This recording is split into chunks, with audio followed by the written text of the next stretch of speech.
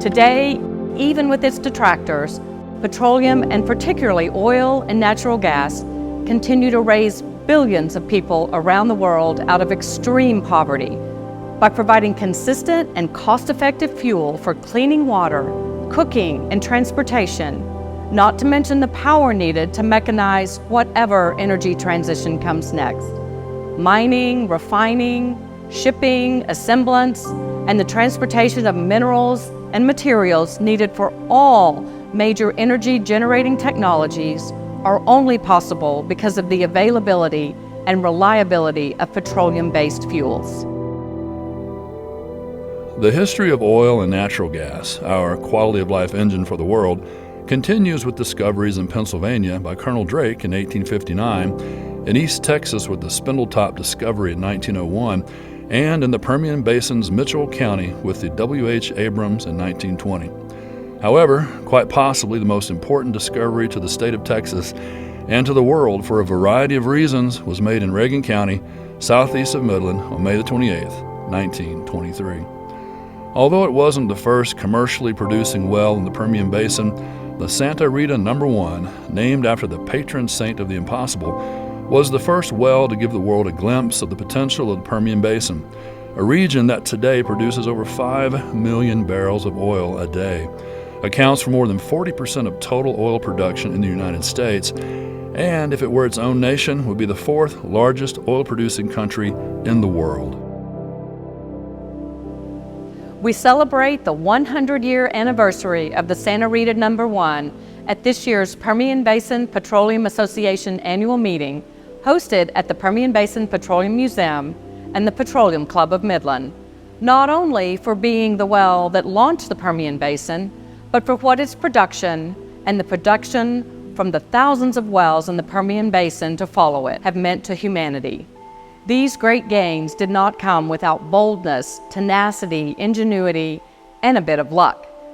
And while the story behind the Santa Rita No. 1 is one for the ages, it is also truly a story that epitomizes what it has taken for the oil and gas industry to not just survive, but to thrive in the Permian Basin even today. It has now been 100 years since the Santa Rita No. 1, located in Section 2, Block 2, University lands in Reagan County, kicked off the series of major oil and gas finds that have ultimately resulted in the development of the Permian Basin. Before the Santa Rita could be spudded, years of work were put in to make it a reality. And the well's story starts the same way any tale begins in the oil patch, with land rights. Land promotion for the well was initiated on January 9, 1919 by Rupert P. Ricker, a University of Texas graduate, Reagan County lawyer, and a World War I veteran. Ricker took advantage of a new law, freshly on the books as of 1917, that allowed the leasing of state land for oil exploration. The land acquisition story began when Ricker and 4 associates made preliminary application for leasing rights on 431,360 acres of land across Reagan, Upton, Arion, and Crockett counties, known generally as university land that had been set aside by the state of Texas for the financing of the University of Texas and later Texas A&M University. Ricker took the deal to Fort Worth, hoping to sell enough leases to cover the $43,136 filing fee. When interest did not materialize, he sold his maps and preliminary leases for $2,500 to Frank T. Pickerel, an old Army friend, and merchant Haman Krupp, both of El Paso. Pickerel and Krupp had no better luck promoting the acreage than did Ricker, but believing in the prospect and not wanting to lose their investment, Pickerel and Krupp decided to develop the acreage themselves. They incorporated Texon Oil and Land Company to raise capital, but when the company's stock sold too slowly to fund drilling, Pickerel persuaded the board of directors to approve a sales promotion for certificates of interest in a 16-section block of leases called Group No. 1. Over the next year or so, Texon Oil raised over $100,000 from the promotion and used some of the capital to make rental payments, some to buy used drilling equipment, and a share to hire a geologist to find a likely drilling location. Here's a part of the story that I find really interesting. One of the investors in certificates of interest was a group of Catholic women from New York. And as Frank Pickrell put it in an interview in 1969, these women became a little worried about the wisdom of their investment and consulted with their priest. He apparently was also somewhat skeptical and suggested that the women invoke the aid of Santa Rita, who was the patron saint of the impossible. As he was leaving New York on one of his subsequent trips to the field, two of these women handed him a sealed envelope and told him that the envelope contained a red rose that had been blessed by the priest in the name of the saint.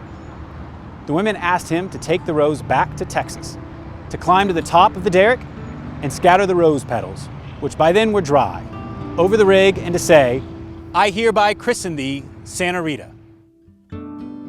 While the fee had been satisfied through the promotion, drilling deadlines were still looming. With the deadline on the horizon, Pickrell decided to forego a drilling location recommended by his geologist and instead chose a spot closer to the Kansas City, Mexico, and Orient Railway line, where he had unloaded his purchased equipment. About midday on January 8, 1921, a crew hired by Pickrell set up a portable drilling unit at the site to drill a water well designed to service the planned drilling operation. And by sundown, it was operational. Sometime after dark, Pickrell spied a vehicle's lights moving in the distance. He flagged the car down and persuaded the two cowboys in it to sign affidavits swearing that work had begun on the well prior to midnight on January 8th, which meant that he had met the deadline and once again saved the lease. Today, we're standing on the Santa Rita No. 2 here at the Petroleum Museum. This location is incredibly like what the Santa Rita No. 1 would have looked like out in the field. While drilling of the water well for the Santa Rita No. 1 may have begun on January 8th, the well, which would ultimately be called the Santa Rita No. 1, wasn't spudded until August 17, 1921. Just prior to that event, a man true to his word, Pickrell climbed the derrick and threw a handful of dried rose petals in the air, christening the Santa Rita. And after months of drilling, during which the rig may have been down almost as much as it was up and running, on the afternoon of May 27, 1923, at a depth of 3,050 feet, the well had a showing of oil and gas, which prompted the two-man drilling crew to shut the operation down for the day. The next morning, disrupting the crew's breakfast, the Santa Rita roared to life with oil pulsing from the wellhead. Over the next 2 weeks, it was estimated that the Santa Rita No. 1 flowed between 30 and 100 barrels of oil per day. While this may not be much compared to today's horizontal developments, the production proved that there was oil to be found out in the wilds of West Texas. Within a couple of years of the Santa Rita No. 1 coming in, wildcatters and major oil companies joined in the fun in helping the Permian Basin become a major operation. Not to be lost in the personal success of Pickrell and Krupp and the other oil men who would benefit from the discovery is that the first royalty payment to the University of Texas in the amount of $516.63 was paid in August of 1923. Since then, oil and gas royalties from state university lands have helped make both the University of Texas and Texas A&M University not just the best funded educational institutions in Texas, but some of the best in the United States.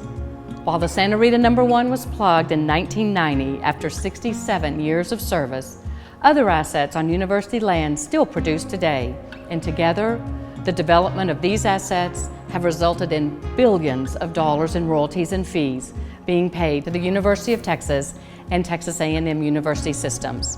The original equipment from the Santa Rita No. 1 was preserved through efforts of the Texas State Historical Association, and in the 1950s, a drilling rig was installed on the University of Texas at Austin campus in recognition of its importance to education in the state.